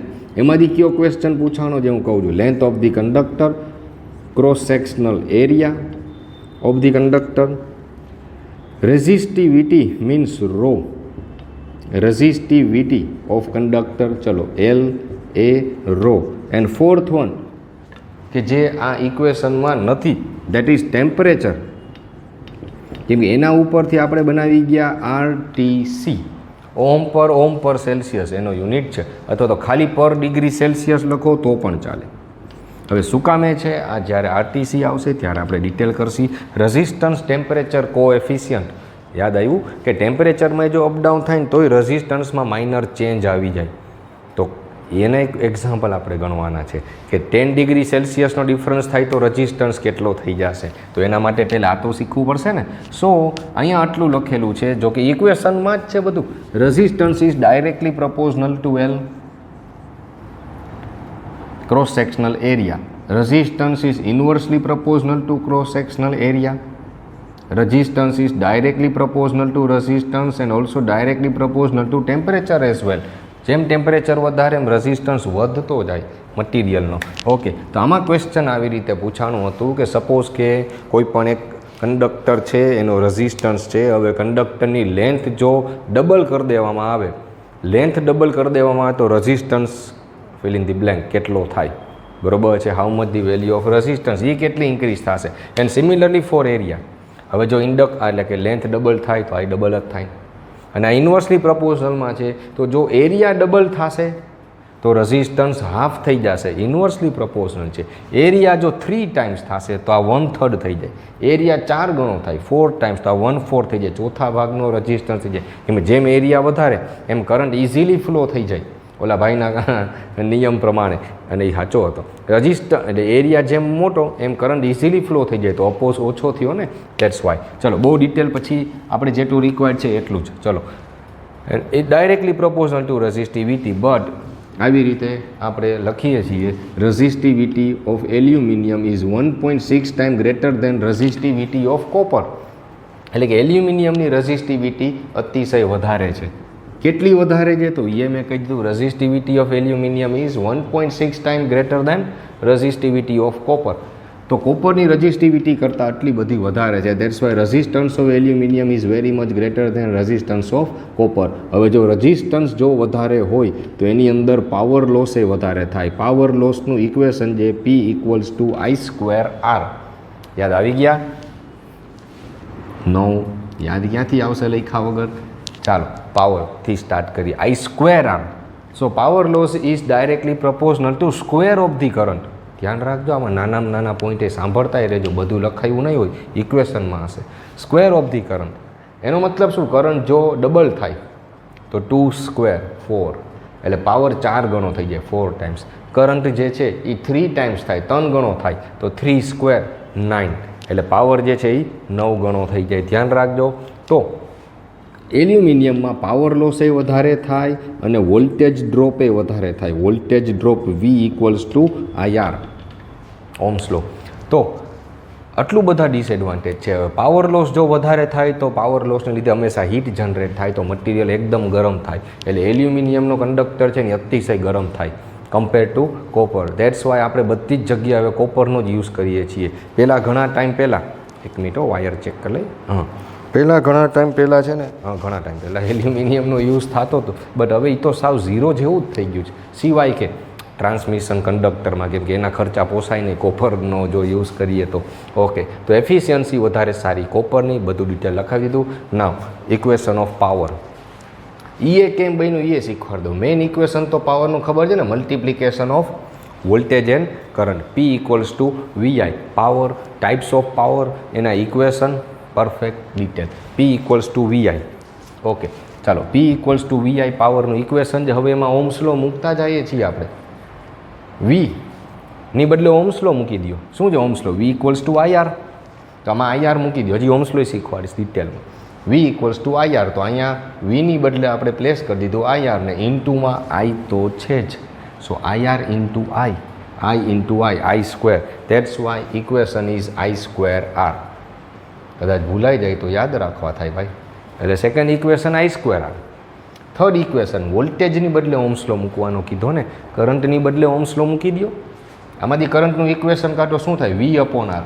તો અહીંયા મૂકી દઉં છું, જોજો V તો એમનેમ છે જ. આઈની બદલે ઓહ્મ્સ લો મૂકી દઉં છું V/R. That's why V into V/R, એટલે કે V²/R. That's why third equation of a power is V²/R. Hello done, ખબર પડી ગઈ. બટ કેપિટલ V ને કેપિટલ I જો ડીસી હોય તો કાંઈ ચિંતા જ નથી. ડીસી સપ્લાયમાં વોલ્ટેજ કરંટ જ હોય. બટ જો આ ઇક્વેશન તમે એસી સપ્લાય માટે યુઝ કરવા ગયા, then this V and I all is RMS value. આવું આપણે શીખતા હતા, યાદ છે ને? આને RMS વેલ્યુ કહેવાય. તો પછી વોલ્ટેજ કરંટ RMS વેલ્યુ છે. RMS value denoted by capital letters, તો પછી RMS વેલ્યુ છે. તો પછી હવે પાવર જ જો આપણે કર્યું તો પછી બધા જ ઇક્વેશન હું તમને લખાવી દઉં ને. ચાલો, તો સિંગલ ફેઝ માટે પાવરનું ઇક્વેશન તો કરીએ, પણ તમને સૌથી પહેલાં ચલો સ્ક્રીન આ બાજુ લઈ લઈએ. હવે પાવર બાજુ. ઓકે, તો હવે સ્ક્રીનને પાવર બાજુ લઈ લઈએ. એક જ મિનિટ, પછી તમે તમારે એટલું નોટ ડાઉન કરી લેજો. હવે તો સૌથી પહેલાં તો તમને આઈડિયા હોવો જોઈએ ને કે પાવર કેટલી ટાઈપના છે, યાદ કરો જોઈએ. ટાઈપ્સ ઓફ પાવર જોયું ને, ડિટેલમાંથી ડિટેલ. હવે બધા ટોપિક, બધા સબ્જેક્ટ ભેગા કરીએ. કેટલી ટાઈપના પાવર હતા? So first one was apparent power, right. Second one is a active power. જૂની યાદદાસ્ત પાછી. Apparent power, active power and reactive power. હવે આ ત્રણ ટાઈપના પાવર આવે, પણ એ ક્યારે આવે? જ્યારે એસી સપ્લાય આવે તો, ડીસીમાં નહીં. ધ્યાન રાખજો, કેમ કે ડીસીમાં તો વોલ્ટેજ કરંટ ફેઝમાં જ હોય. ફેઝમાં હોય એટલે કે ફેઝ એંગલ 0 હોય. ફેઝ એંગલ 0 હોય એટલે પાવર ફેક્ટર 1 હોય. એટલે એમાં લેગિંગ લીડિંગ જેવું કાંઈ હોય જ નહીં ડીસીમાં, આમાં જ હોય એસીમાં. એટલે આ ટાઈપના પાવર 3 આવે છે. એ ડિટેલ તમને કરાવી દઉં ને. Apparent power denoted by S. આ જે પાવર લખ્યો એપરન્ટ પાવર જ હતો. આખું ડિટેલ તમને કરી દઉં. Multiplication of voltage and current, VI, RMS value of voltage and RMS value of current. That's it, single phase power. Okay, but active power P, active પાવરને P થી denote થાય છે. ધ્યાન આપજો. સિંગલ ફેઝ એસી સપ્લાયમાં that is VI cos phi. જોયું? તો એક નવો ટોપિક કર્યો તો એની અંદર પાવર આવ્યું તો એના ઇક્વેશન આવ્યા, તો એની અંદર વળી પાછો પાવર ફેક્ટર આવ્યો. આમ એકદમ ડિટેલ ઊંડું ઉતારતું જવાનું છે. તો ગેટકો માટે, એન્ટ્રન્સ એક્ઝામ માટે આમ તૈયારી થાય. ઓમાં તમે શું કરતા હતા? અલગ અલગ સબ્જેક્ટ કરતા, અલગ અલગ ચેપ્ટર કરતા. તો મારે તો ટોપિક વાઇઝ જ જવું પડે કે 1.2, 1.3. આમાં એમ ના હોય. આમાં જે ટોપિક તમે ઉપાડ્યો એના એકદમ ડિટેલ સાવ તળિયા સુધી પહોંચો. હજી તો આ ડે 1 જ છે ને આટલી મિનિટ થઈ ગઈ. હજી તો RLC જ હાલશે. કેટલું ડિટેલ જો તમને હજી કરાવવું આમાં. ચાલો, VI cos phi એટલે કે multiplication of RMS value of voltage, current and cos phi is a power factor. તનનું મલ્ટિપ્લિકેશન. પાવર ફેક્ટરના પણ આન્સર મસ્ત આપ્યા હતા, પણ 2-3 જણા જ આપ્યા. VI cos phi. Reactive power denoted by Q and that is VI sin phi. હવે એના કમ્પોનન્ટ પડે કઈ રીતે, એનો પાવર ટ્રાયેંગલ ડ્રો કરાવું છું. બધું જ કરાવીશ. બટ હવે અહીંયા થોડાક નબળા પડશે. Unit of apparent power, unit of apparent power, apparent પાવરની યુનિટ તો કે જે ઇક્વેશનમાં છે એ જો ને, ઇક્વેશનમાં શું આપ્યું છે V ઇન્ટુ I, તો એ જ એનો યુનિટ થઈ ગયો. V એટલે કે વોલ્ટ, અને કરંટનો યુનિટ છે ampere, VA. That's why unit is VA. બરોબર છે. અને સાઈડમાં તો VA એનો યુનિટ છે. તમને સરખું દેખાય. હા, વ્હાઇટ બોર્ડ ઉપર તો ભાઈ બ્લેક માર્કર જ આલ્યો. હા, એ તમને વધારે સારી દેખાય. ચલો, VA. પણ વધારે પાવર હોય તો KVA, એટલે આપણે કિલોમાં જ લખીએ છીએ ને ભાઈ. હાલો, એટલે આપણા માટે તો આ KVA જ છે. બરોબર ને. ટ્રાન્સફોર્મરનું રેટિંગ જોયું તો એની અંદરથી ટ્રાન્સફોર્મર નીકળ્યું. તો ટ્રાન્સફોર્મરનું રેટિંગ હંમેશા KVAમાં જ હોય. શું કામે? કેમ કે ટ્રાન્સફોર્મર સાથે લોડ કનેક્ટેડ હોય. લોડ જે છે એ તો અપડાઉન થતો રહેતો હોય, એનો પાવર ફેક્ટર અપડાઉન થતો રહેતો હોય. તો જો પાવર ફેક્ટર અપડાઉન થાય તો આ પાવર અપડાઉન થાય. એક્ટિવ પાવરથી દર્શાવ્યું હોત તો. એટલે ટ્રાન્સફોર્મરને to make transfer independent of power factor, power ફેક્ટરથી ઇન્ડિપેન્ડન્ટ બનાવવા માટે KVAમાં યુઝ થાય. ટ્રાન્સફોર્મરનો બધા KVAમાં જ હોય છે. તમે સબસ્ટેશનમાંથી ઘણા બધા છો જ ને, ખબર જ છે બધું. પણ શું કામે છે એ શીખવાનું છે હવે આપણે. હવે સમજા તો નહીં તો પાવર ફેક્ટર અપડાઉન થાય તો પાવર અપડાઉન થાય. ક્યારેક એ ટ્રાન્સફોર્મર 10 kVAનું કિલોવોટમાં દર્શાવ્યું હોત તો, કે ક્યારેક એ 100 કિલોવોટનું હોય, સવારે 150 કિલોવોટનું થઈ જાય, સાંજે 200 કિલોવોટનું થઈ જાય. તો એવું ના ચાલે. સ્ટાન્ડર્ડ ફિક્સ વેલ્યુ જોઈએ. That's why KVA. અને એક્ટિવ પાવરનો યુનિટ છે વોટ. એટલે આપણા ઘરે સપ્લાય પાવર એ વોટ એ એક્ટિવ પાવર છે. પાવર ફેક્ટર પણ ધ્યાનમાં લેવો પડે. અને એટલે આપણે કિલોવોટ કરશી ને. પછી રિએક્ટિવ પાવરમાં આવીએ તો રિએક્ટિવ પાવરનો યુનિટ છે VAR, volt ampere reactive. R small r જે છે ને એ રિએક્ટિવ માટે છે, રિએક્ટિવ. અને કિલોમાં દર્શાવીને બધા પાવરને, એટલે KVA, કિલોવોટ એન્ડ KVAR. ચાલો ડન. આ સિંગલ ફેઝ પાવર થઈ ગયો. હવે 3 ફેઝ પાવર કરીએ તો સેમ આ જ ઇક્વેશન છે, સેમ આ જ equation S, P and Q. 3 phase power, but the change is √3. યાદ હશે. અને આનો યુઝ આપણે હજી 3 ફેઝમાં કરશી જ્યારે સ્ટાર ડેલ્ટા કરશી. VIની બદલે √3 VI cos phi ની બદલે √3 VI cos phi and √3 VI sin phi. હવે સમજા? ઓકે. તો આ અને આના ઉપરથી હમણાં ઇમ્પિડન્સને સમજાવીશ ત્યારે તમને પાવર ટ્રાયેંગલને એ બધું પણ સમજાવી દઉં. ચલો, તો તમારી પાસે આખી થિયરી ફૂલ ટુ એક કમ્પ્લીટ થિયરી. ઝૂમ આઉટ કરી દે. હવે બધો જ આખો બોર્ડ એની અંદર આવી ગયો. ચલો, આ તો હજી ખાલી રજિસ્ટર માટે જ હતું અને 1 કલાક જ પૂરી થઈ હજી. તો મેં તમને કીધું 3 કલાક પૂરી કરવાની છે આપણે બધાએ. અને આ લાઈવ જ છે ને, તમે અત્યારે લાઈવ ટુ લાઈવ મોબાઈલથી કનેક્ટેડ છો એમ સમજી લ્યો. બરોબર છે? એટલે મેં તમને કીધું હતું કે આપણા live class, online class, video class બધા બોર્ડ વર્ક સાથે જ હશે તો જ વધારે આવડે. સ્લાઇડ્સો PPT એ ઘણી બધી પડી, બટ એમાંથી તમને બસ એક ક્લિક કરીને આગળ સ્લાઇડ જાય રાખે, તમને યાદ નહીં રહે કોઈ દિવસ. આ રીતે જ યાદ રહે. ચાલો લખી લ્યો, કરી લ્યો નોટ ડાઉન. ચાલો વિડીયો પોઝ કરીને નોટ ડાઉન કરી લ્યો. તો આપણે કેટલું ડિટેલ જવાનું છે એની થોડીક હાઇલાઇટ તમને આપી દઉં. જોઈએ. ચલો, આનો કે આન્સર પણ વોટ્સએપ કરજો આગળના તનની જેમ. કે રેઝિસ્ટન્સ 10 કિલો ઓમ છે અને ઇન્ડક્ટન્સ 100 મિલી હેનરી છે અને RL સર્કિટ છે. પાવર ફેક્ટર કેટલો હશે? આવું પૂછાશે ને. હવે ત્યાં આપણે પાછળ રહી જાશી, કેમ કે આવું બધું બુકમાં ના હોય. એટલે આપણે એ બધું કરવાનું. હું તમને એ શીખવાડી દઈશ શું કામે કઈ રીતે. તમને આઈડિયા આવે ને કે તમને આવું બધું તો ખબર જ છે. તમે કેટલા એમ કીધું કે આવું તો અમને આવડે. આન્સર R આપ્યો છે, L આપ્યો છે, પાવર ફેક્ટર કેટલો થાય. ચલો લ્યો, all the best. RL circuit છે. આવા તો હું તમને ઘણા બધા ક્વેશ્ચન હજી બનાવી દઈશ. અત્યારે પહેલાં મને બેઝિક થિયરી બધાના મસ્ત મજાની કમ્પ્લીટ કરી લેવા દો, પછી ક્વેશ્ચન ને ટેસ્ટ. ઘણા બધા પૂછતા હતા ટેસ્ટ કેટલી લેશો આ તે, બટ પહેલાં કોન્સેપ્ટ ક્લિયર કરો. એ આવડી ગયું એટલે ઓટોમેટિકલી આન્સર તમે જાતે જ આપવા માંડશો બધા પેપરના. ચલો જોઈએ જ જોઈએ કેટલા ગણી શકે છે. હા, અને સિંગલ ફેઝ AC સપ્લાય માટે જ ભાઈ, તો જ એમાં ઇન્ડક્ટન્સ ને પાવર ફેક્ટર તો થવો જ આવે ને. સિંગલ ફેઝ AC સપ્લાય છે. હવે એમાં બહુ ડિટેલ કેવી ના પડવી જોઈએ, આવું જ તકલીફ પડે છે. ગરધાને તો પેપરમાં એમ જ થાય છે કે આ ક્વેશ્ચન અધૂરો છે, ક્યાંક તો ખોટો છે. નહીં. Single phase AC supply, frequency એ છે તમારી પાસે 50 હર્ટ્ઝ. અને ફ્રીક્વન્સી ઉપરથી મને થોડુંક યાદ આવી ગયું કે એક્સેલનું ઇક્વેશન લખ્યું હતું 2πfl. 2πf એટલે ઓમેગા થાય, સ્ટ્રિંગ એફિશિયન્સી સહિત બધું કરાવી દઈશ. 2πf એટલે કે ઓમેગા. ઓમેગા એટલે કહેવાય એંગ્યુલર ફ્રીક્વન્સી, કોણીય આવૃત્તિ, એંગ્યુલર ફ્રીક્વન્સી. અને એંગ્યુલર ફ્રીક્વન્સીનો યુનિટ છે રેડિયન પર સેકન્ડ. રેડિયન પર સેકન્ડ. આ ફ્રીક્વન્સી જે છે ને એ 0 180 ડિગ્રી જાય જ રાખે છે. તો એંગ્યુલર ફ્રીક્વન્સીના ફ્રીક્વન્સીમાં શું ચેન્જ? તો સપ્લાય જે છે, ચાલો અત્યારે આપણે ગેટ કોન્સન્ટ્રેટ કરીએ, બહુ ડિટેલ નથી લઈ જવા. આ જે સપ્લાય ફ્રીક્વન્સી છે એ તો આગળ એને સોન જાય રાખે છે, બટ કોઈ પણ એક શાફ્ટની ફરતે કેટલું રોટેટ થાય રેડિયનમાં હોય હંમેશા, રેડિયન પર સેકન્ડ. સારું, ચાલો, એટલે ઓમેગા કહેવાય. અને XCનું ઇક્વેશન જે 1/2πfc, 2πf એટલે ધ્યાન રાખજો ઓમેગા થાય તો 2πfની બદલે હું ઓમેગા લખી નાખું છું.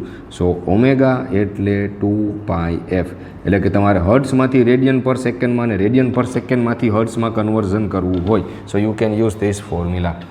ઓકે, સો પાવર ફેક્ટરને આ ત્યાં અહીંયા સુધી ખબર પડી ગઈ. હવે રઝિસ્ટિવિટી ને થોડુંક આગળ લઈ જાય, એમાંય આગળ ટોપિક કરીએ યુનિટ ઓફ રઝિસ્ટિવિટી. મેં તમને કીધું કે રઝિસ્ટિવિટીનો યુનિટ તમે મને આપો, તો ઘણા બધા ના આપી શક્યા. તો મેં તમને કીધું ફોર્મ્યુલા આવડી ગયું તો ઇક્વેશન આવડી ગયું. કઈ રીતે? ફોર્મ્યુલા ઉપરથી જ બનાવે છે. હું તમને મેથડ શીખવાડું છું, ટેકનિક શીખવાડું છું કે ભૂલાઈ ગયું પરમેનન્ટ યાદ કેમ રાખવું, ગોખવાનું નહીં, પરમેનન્ટ યાદ આમ જ રહીએ. જો R equals to rho L by A. Okay, તો આમાંથી તમારે શેનો યુનિટ જોઈ છે? રોનો જોઈએ. તો રોનું ઇક્વેશન બનાવો. તો રોનું ઇક્વેશન શું બને? જો એ ખર આવો જ ક્વેશ્ચન પૂછાયેલો હતો, રોનું ઇક્વેશન પૂછાયેલું હતું. બધા રો એલ બાય એ લખે એવા, રોના ઇક્વેશનમાં રો એલ બાય વાંચો. રઝિસ્ટન્સનું ઇક્વેશન નહોતું, રઝિસ્ટિવિટીનું હતું. કન્ફ્યુઝ બહુ કરશે, 4 4 ઓપ્શન સરખા જેવા જ લાગે. રો, ચલો આ એ સામે જાય એટલે આર ઇન્ટુ એ, અને આ રો સાથે ઇન્ટુમાં જે સામે જાય તો ડિવાઈડ થઈ જાય. તો એના ઉપરથી ઇક્વેશન બની ગયું, તો યુનિટ આવી ગયો. યુનિટ હંમેશા આમ જ બને. આર એટલે કે ઓહમ, એરિયા એટલે કે મીટર સ્ક્વેર, અને એલ એટલે કે મીટર. જોઈ લ્યો, મીટર સ્ક્વેર નીચે meter, meter meter cancel out. That's why unit of resistivity is ohm into meter. Note down. પછી આગળ વધીએ, ત્યાંથી થોડાક આગળ જો વધીએ આપણે, બરાબર જ છે. તો રેઝિસ્ટન્સને આગળ વધારીએ. અહીંયા આપણે લખ્યું આર અને રો. જોયું, ડિપ્લોમા ને ડિગ્રીને થોડુંક યાદ આવી ગયું બધાને. આર એટલે કે એ તો આજ બધાને જોઈને જ યાદ આવી ગયું. આર એટલે કે રેઝિસ્ટન્સ, બરાબર છે. રો એટલે કે રેઝિસ્ટિવિટી. હાલો ને લખાવીએ જ રેઝિસ્ટન્સ. મને લખવામાં કાંઈ પ્રોબ્લેમ નથી, તો તમને નથી. Very good. Resistivity, resistance, resistivity. તો પછી એના યુનિટે લખી નાખીએ ને ઓહમ, અને અહીંયા આવ્યું ઓહમ ઇન્ટુ મીટર. આવી રીતે જ મેં તમને યાદે રખાયું. Resistance, resistivity. Now reciprocal of resistance. રેઝિસ્ટન્સનું રેસિપ્રોકલ એટલે કે 1/r. ઊંધું આવશે ને, હવે સિરીઝ સર્કિટ આવશે તો પેરેલલ સર્કિટ આવશે. કરંટનો અપોઝ થાય છે તો અમુક લોકો એને હેલ્પે કરે છે. રેઝિસ્ટન્સની બદલે conductance. Yes, reciprocal of resistance is known as conductance and denoted by G. That's why G equals to 1/r. ઓકે, તો રેઝિસ્ટન્સ, રેઝિસ્ટિવિટી, કન્ડક્ટન્સ. હા, આવડી ગયું. આમ જ શીખવાનું. આ ફ્લોમાં સ્ટેપ છે. સીધા તમને અહીંથી શરૂઆત કરી હોય. Conductivity, correct, very good. Denoted by, અડધા થોડાક ભૂલી ગયા. Denoted by this sign. હવે તો યાદ આવ્યું, નોન એઝ સિગ્મા. આને કહેવાશે sigma. That is reciprocal of resistivity. બરોબર મેં કીધું તું સાવ બેસથી. Resistance, resistivity. તો રેઝિસ્ટન્સ, રેઝિસ્ટિવિટી, તો કન્ડક્ટન્સ, કન્ડક્ટિવિટી. આ કરંટનો અપોઝ કરે. જેમ રેઝિસ્ટન્સ વધારે એમ કરંટ ઓછો અપોઝ કરે છે, અને જેમ કન્ડક્ટન્સ વધારે તો કરંટે વધારે. રેઝિસ્ટિવિટી અપોઝ કરે છે તો આ એને મદદ કરે છે. કન્ડક્ટિવિટી કે મટીરિયલ કંડક્ટર છે કેટલું કંડક્ટિવ છે એમ, કે કેટલો કરંટ ફ્લો થશે. તો જેમ કંડક્ટિવિટી એની સારી તો એ સારું કહેવાય. કોપરની કંડક્ટિવિટી વધારે સારી છે અને રેઝિસ્ટિવિટી ખરાબ. એમ જાણે એટલે કરંટ વધારે ફ્લો થાય તો હવે આના ઉપરથી એના યુનિટ બનાવો. યાદ આવી ગયું, હાવ સાચું. આનો યુનિટ તો બહુ યાદ છે બધાને. હાલો, હવે આ શું કામ તો ભાઈ જો આ એમાંય આવું જ હતું કે હવે આ નવું તમે ગોઈતું છે રેઝિસ્ટન્સ ઉપરથી કન્ડક્ટન્સ, તો એમ હવે વિચાર આવ્યો કે આના યુનિટને સિમ્બોલ શું આપવો. તો કે તમે આ રેઝિસ્ટન્સનું ઊંધું કરો તો કન્ડક્ટન્સ કહેજો, તો કે સિમ્બોલને ઊંધો કરી નાખો. એટલે આ સિમ્બોલને ઊંધો કરી દીધો. યસ, થઈ ગયું ને. તો પણ હવે પ્રોબ્લેમ થઈ ગઈ. તો હવે આને કેવું શું? તો કેવું શું? તો કે તો એક કામ કરો, સ્પેલિંગ એ ઊંધો કરી નાખો. એમ જ બન્યું જ આ બધું. જો ઓહમનું સ્પેલિંગ શું છે? OHM. સમજાઈ ગયું ને? તો OHM છે, તો કે સ્પેલિંગ એ કે ઊંધો કરી નાખો, ઊંધેથી લખી નાખો MHO. બધું ઊંધું ઊંધું જ કરવું છે તમારે. તો એટલે આને કીધું આપણે મો. યાદ આવી ગયું ને? સો યુનિટ ઓફ કન્ડક્ટન્સ ઇઝ મો. ઓકે, હવે આમાં આવું કન્ડક્ટિવિટી 1/, આ તો એમ જ હોય ને, શીખાઈ ગયું ને, યાદ રહી ગયું, અને સાચે એમ જ છે. હાલ, તો 1/ρ એનો યુનિટ મૂકી દઈએ ઓહમ ઇન્ટુ મીટર. તો આપણે હમણાં તો શીખવું 1/ઓહમ એટલે તો મો થઈ જાય છે, અને 1/મીટર છે તો મીટર ઇન્વર્સે લખાય. ધેટ્સ વાય યુનિટ ઇઝ મો ઇન્ટુ મીટર ઇન્વર્સ. ચાલો, ડન. હવે આવડશે. તો એક એક ટોપિક, યુનિટ, ઇક્વેશન, ફોર્મ્યુલા, શું કામે, કઈ રીતે, dependent, inversely proportional, directly proportional, frequency આવી ગયું, પાવર આવી ગયું, RLC આવી ગયું, એની અંદર પરમિટિવિટી, બરાબર છે, પરમિયાબિલિટી, રેઝિસ્ટિવિટી, પછી કન્ડક્ટિવિટી. તમને યાદ રહી હવે લીટી એ લીટી જોયું ને, કેટલી લીટી આવે છે આ બધી. તો આજે તમારું કામ એ છે કે આટલા વર્ડ્સ બધા મગજમાં ફિટ બેસાડો. પહેલાં તો પરફેક્ટ કે હું શું પૂછું છું. કન્ડક્ટિવિટી પૂછું તો ક્યાંક બીજે ના નીકળતા, ડાયરેક્ટ અહીંયા તમારો ફોકસ થવો જોઈએ કે ક્યાં શું પૂછ્યું છે. બરાબર છે? હાલો, યુનિટ કહી દીધા, આ કહી દીધું. હજી આગળ બાકી જ છે. કરો 3 મહિના. કરો સ્ટોપ નહીં, પોઝ કરો અને કરો લખવાનું સ્ટાર્ટ. ચાલો, ઝૂમ કરી દઉં તમને થોડુંક સરખું રહે.